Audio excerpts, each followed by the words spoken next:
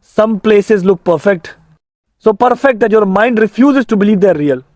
But behind this picture perfect paradise lies a true horror story, a terrifying mix of a haunted place, a disturbing mystery, and a truth the world was never meant to see. Tonight, you'll hear one of the most unexplained, chilling, and hidden stories the world has tried to erase. Have you ever walked through a city so beautiful, so clean, so flawless that it felt wrong? That's exactly how my true scary experience began. This place is called Ashgabat, the capital of Turkmenistan. From far away, it looks unreal. The roads are sharp, perfect, and empty. The buildings are made of white marble. Even the cars are white. It feels like a gigantic porcelain toy city, untouched by time. But the silence?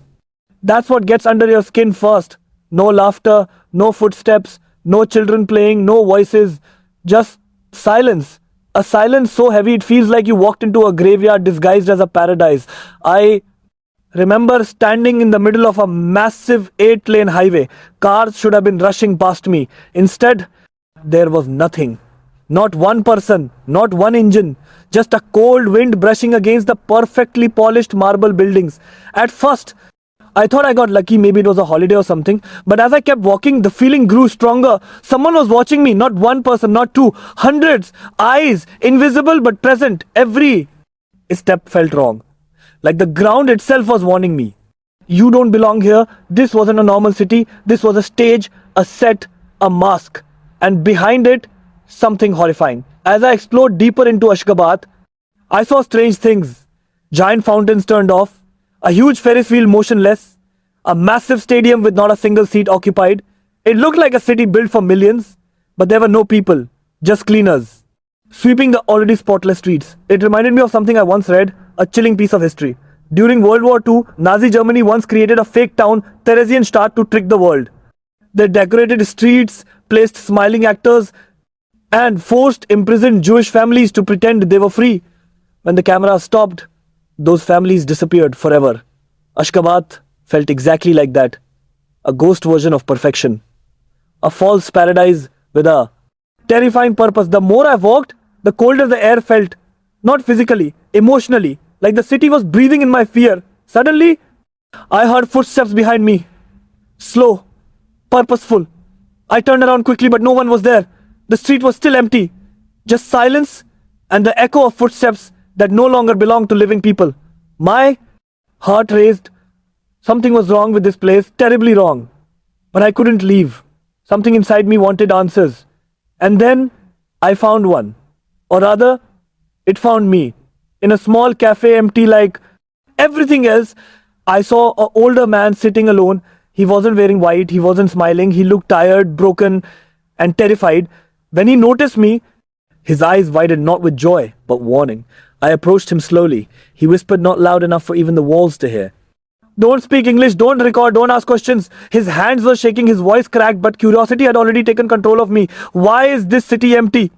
I whispered back. He swallowed hard, then said something I will never forget. Because not a city for living, it's a display for watching, and those who watch are everywhere. I felt the hair rise on my neck. He leaned closer. People who ask questions here disappear. That's when I felt something behind me. A shadow. Tall. Motionless. Watching. The man's eyes darted past me, full of fear. Go. Forget you saw this place. I turned and saw two soldiers in white uniforms, standing silently at the door. Their faces were expressionless. Their eyes didn't blink. No emotion, no humanity, just surveillance. The man lowered his head. He didn't look up again. And I knew our conversation was over long before it began. I left the cafe. But the soldiers followed. Not close enough to touch me. Just close enough to remind me. They could. I tried to act calm, but my hands were shaking uncontrollably. Every corner I turned, another camera. Every building, another pair of eyes. This wasn't a city. This was a psychological experiment. A place where fear lived louder than words, where silence screamed, where truth was buried like a body no one was allowed to find. That's when the final piece clicked into place. Behind this perfect city was a leader who wanted not admiration but worship. A leader who controlled everything: travel, media, schools, religion, even thoughts. People here didn't speak freely, not because they didn't want to, but because they couldn't. Their phones were monitored, their travel restricted, their history rewritten. Even their children were raised to repeat one book. A self written holy text called Runama. Everywhere I looked, the leader's statue stood tall, golden, rotating to face the sun, watching, judging, reminding them, I am reality. The deeper I went, the more wrong everything felt. This wasn't just political horror, this was social horror, psychological horror, human horror. A silent population living in a controlled illusion. A paradise built over fear. A cage disguised as a city. And worst of all, anyone who tried to reveal the truth, journalists, leaders, ordinary citizens, simply vanished. No record, no explanation, nobody, just gone. Like they never existed. Like the city had swallowed them. Finally, I reached the hotel I was staying in. I locked the door, closed the curtains, and sat there, processing everything. The silence outside felt alive, like the city was breathing against my window, like it knew I understood its secret. Before sleeping, I checked my camera. Half the footage I recorded was gone. Deleted. Not corrupted. Deleted. Something had been watching the entire time. And they didn't want the world to see what was behind the marble walls. That night, as I tried to sleep, I heard it. Whisper outside the door. Soft. Cold. Deliberate. Foreigners must not wake the past. My entire body froze. I didn't open the door. I didn't move. Eventually, the voice faded. But I never slept. Not 1 second. At sunrise, I packed my bags and left. No one stopped me. No one questioned me. But as I exited the city limits, a disturbing realization hit me. The soldiers didn't follow because they trusted something else would.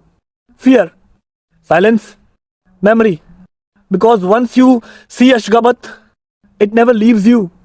To this day, I still feel like someone is watching. Every time I talk about this, every time I write about it, every time I close my eyes. What did we learn from this story? Sometimes, the scariest horror story isn't a ghost or a demon. It's control. When truth is buried and silence becomes law, entire cities can become prisons, beautiful on the outside, terrifying underneath. A haunted place doesn't need spirits. Sometimes, humans are enough to create nightmares. If you want more true horror stories and real unexplained experiences, hit the subscribe button and comment more stories. You never know. The next story might find you